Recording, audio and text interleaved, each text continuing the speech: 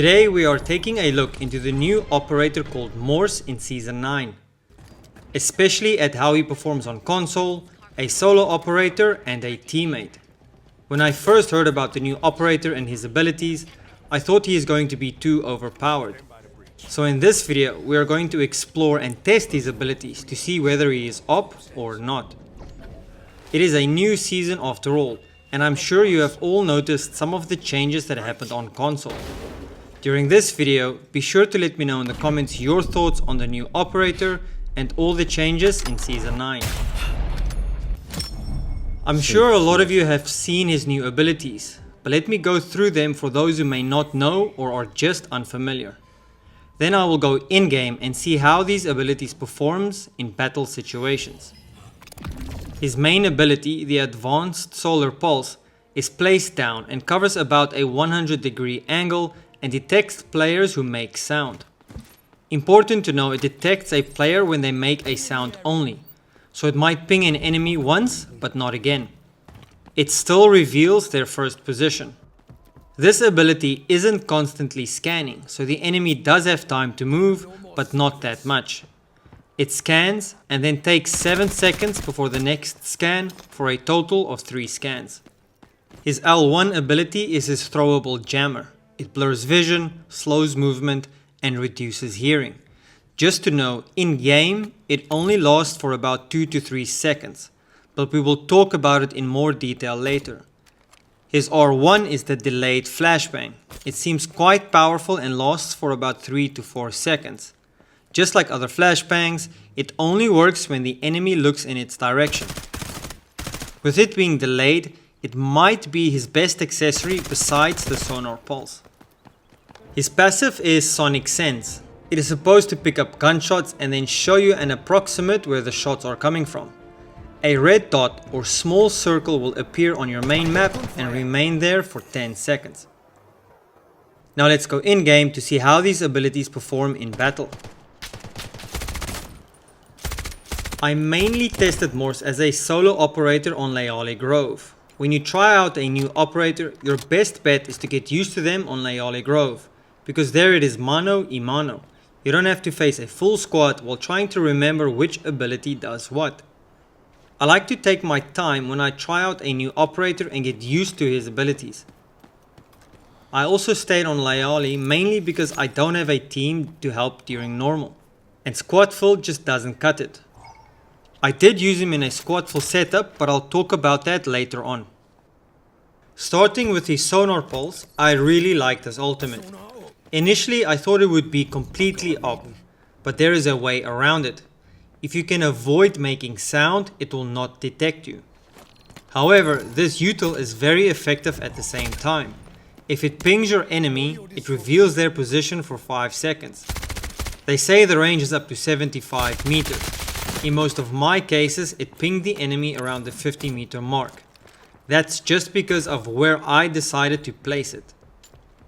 As we all know, audio plays a big part in deltaforce. Having a util that gives you information based on audio is extremely powerful. What I like about this util as well is that it doesn't reveal enemy position the same way a Luna arrow will. If that was the case, I'd probably say that it's too op. It gives you a small marker and the distance of the enemy, which as a base is very useful. From my experience, it helps to place this util and then get moving to a route or a different angle almost immediately. If you hear a sound, drop the util and start flanking. As you move, you will get the enemy ping and you can plan accordingly. I've made the mistake of planting the util and just waiting. It's not a mistake, but it can be used better. I could say this util might have actually reduced my skill, because it detects the enemy for me. I can just run for a better position knowing where the enemy is exactly. It makes me rely on it heavily.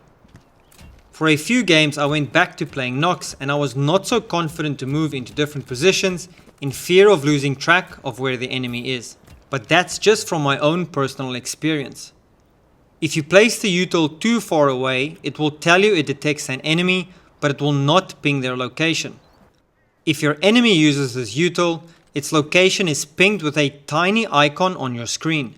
You can shoot it down the same way you can a spawn beacon in Warfare. The best thing about the Throwable Jammer is the fact that it can't affect you if you are in its range.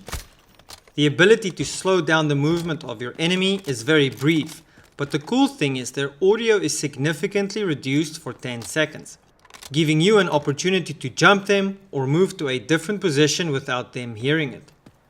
The blast radius isn't that big, however you can throw it quite far.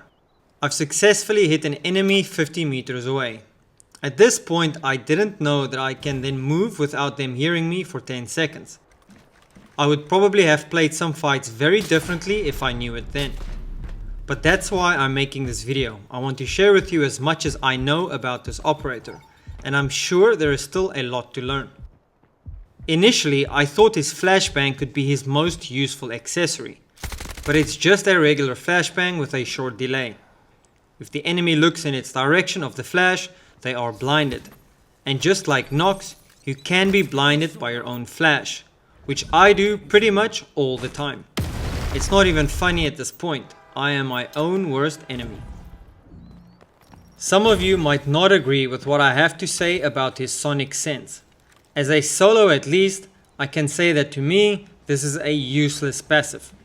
With his hearing boost, you can tell where an enemy is before his sonic sense is activated.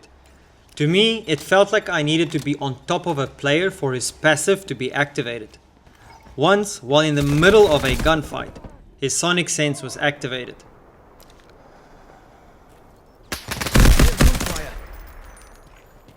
Which is a bit useless since we were already shooting at each other, so I kinda knew where the gunfire was coming from.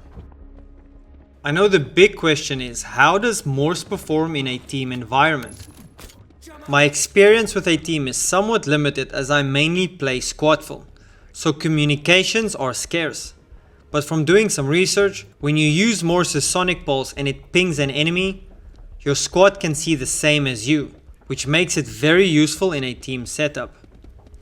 I've heard some streamers talk about Morse as a solo player and not being too impressed with him. Most will agree he is much better in a team environment. If it's a 1v1 situation, I think Morse is a very good operator. One way you can go against the Sonic Pulse is using Nox's ultimate. Morse might still catch his initial position, but any movement after that will not be detected. With Morse's jammer and flashbang, he is not only a good recon operator, but a good attacking operator as well. He is able to stun and blind enemies, which is good for defensive and offensive play. Overall, I really like the addition of him. I wouldn't say he is the best operator, but he is more than just a recon. Let me know in the comments what you think about the new operator and your overall thoughts on Season 9. Is he too OP? Is it just right? Will he get nerfed? Let me know in the comments. We also have two new weapons in Season 9, the AR-57 and M82 sniper rifle. Have you guys tried out these weapons yet? I'm not a big sniper guy, so I can't compare the new sniper. But from watching other videos, the slab bullets apparently fit its name perfectly. They slap. I've tested out the AR-57 in the shooting range mostly. I wouldn't say I'm overly impressed with it. I didn't take it out in the field because it's not quite budget yet and I don't want to go in and lose a 500k weapon. When I become better at normal mode, I'll start using expensive weapons. For now, as I build up my skill, I try to keep things as budget as possible. I did manage to take one off of a player and as I usually do, I just store them in my stash to look at. Other than that, there aren't that many changes in Season 9. Our black site looks a little different. There are a bunch of new events, the parkour challenge and the buried treasure event for example. The dog tag challenge is something I saw today, so looking forward to see how exactly that works. Other than that, there isn't that much difference on the console season update.